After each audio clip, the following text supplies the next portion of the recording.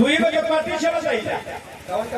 एगो पूंजीपतियों की पार्टी, हाँ, एगो गरीबों की पार्टी, हाँ। आज ये मरते बनी थी।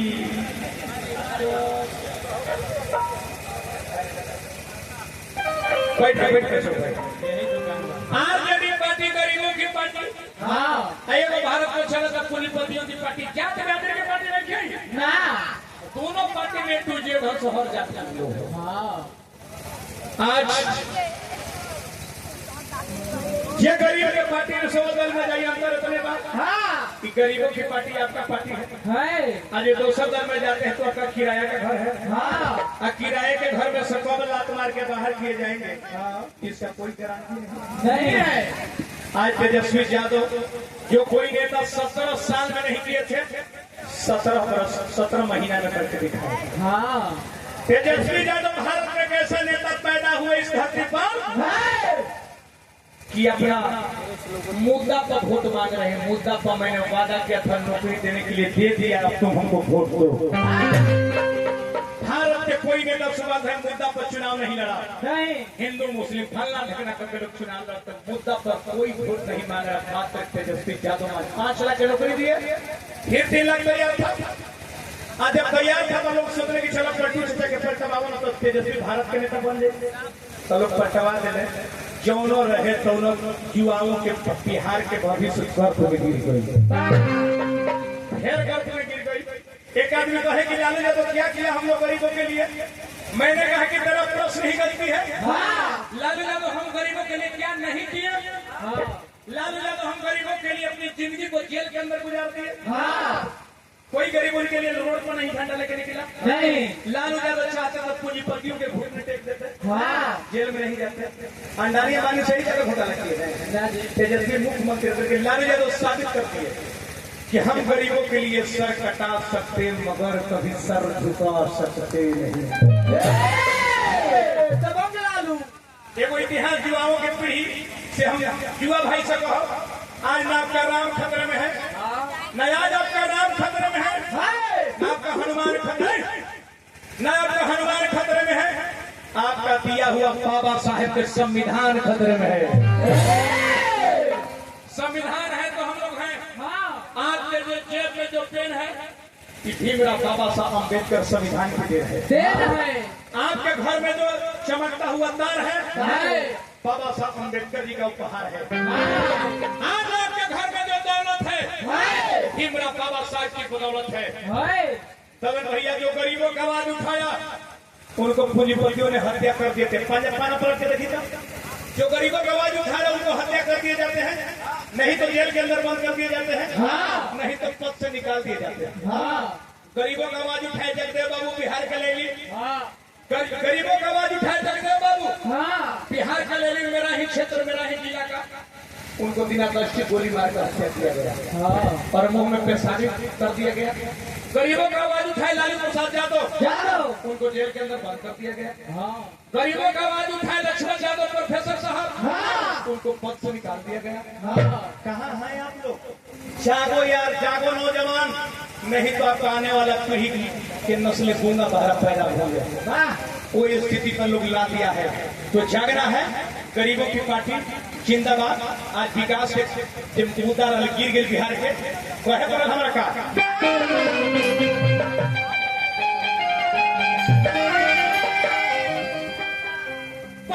बिहार के पलट गए,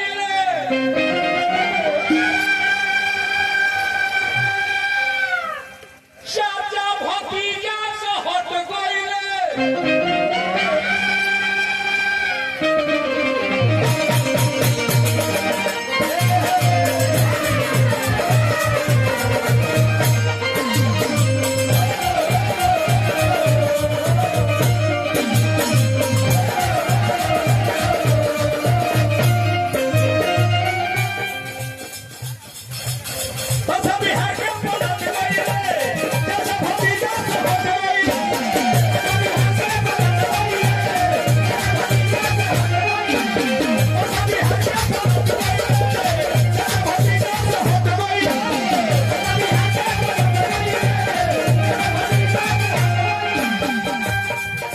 भीतर मन विवाद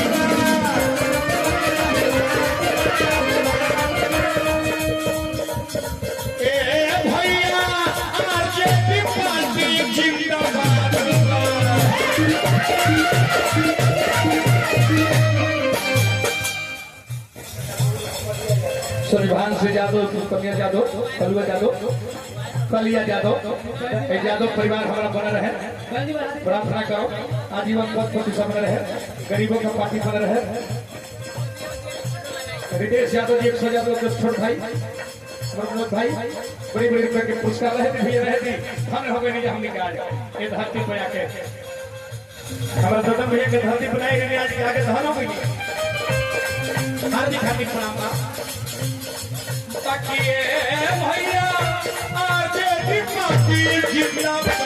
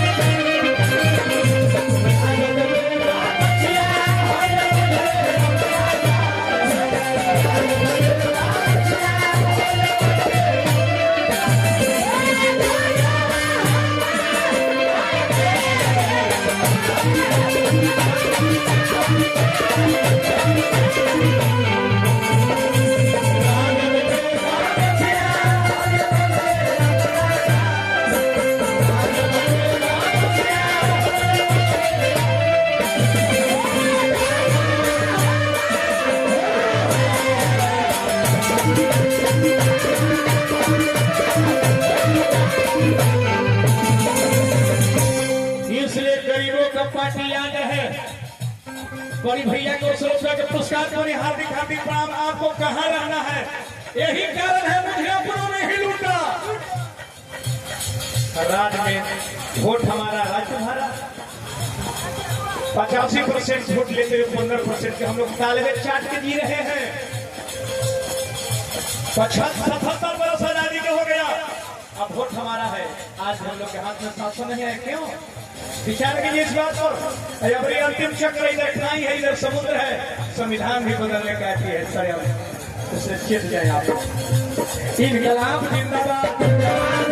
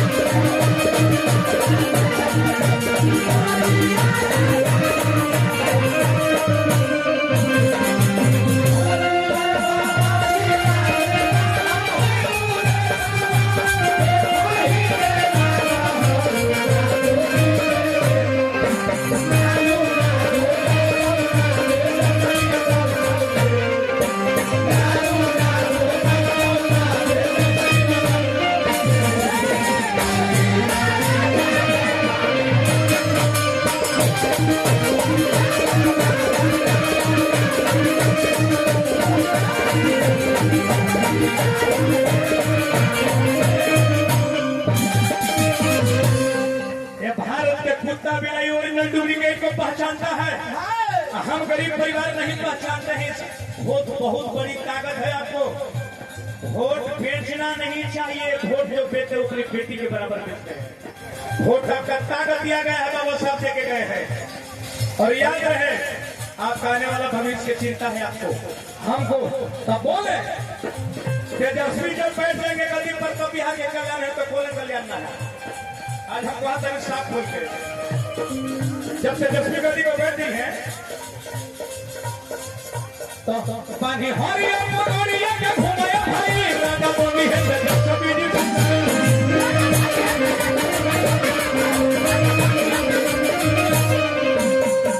तेजस्वी यादव एक ऐसा नौजवान है जो नौजवानों को भविष्य को सोचा हर जात में आदमी में से देखो मैंने जादवे का नौकरी क्या लगा बिहार में हर जात के आदमी की नौकरी रहता है गरीबों की पार्टी है हमारा मोदी जी के खिलाफ करे कोई नेता नहीं बोल रहे हैं तेजस्वी एक माई का लाल है जो साफ हकड़ हकड़ करत के बोल रहा है मात्र एक नेता कहानी हरिया पगड़िया के घुमाए राजा बनी है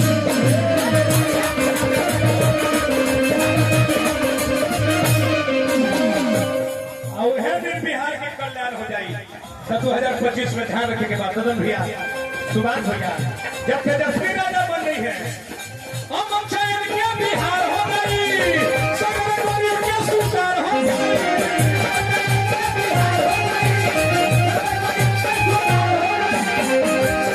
हमारे 33 बरस हो गई फिर ना बोलिएगा फिर हमारा 18 तारीख के 18 फरवरी के 31 फरवरी के सदन भैया सुभाष भैया के प्रोग्राम में लगा हमारे कुंवर समावास के बाद वो तो मेरी ठीकों का वजह हो ये को मदद और ये के गड़िया के पीछे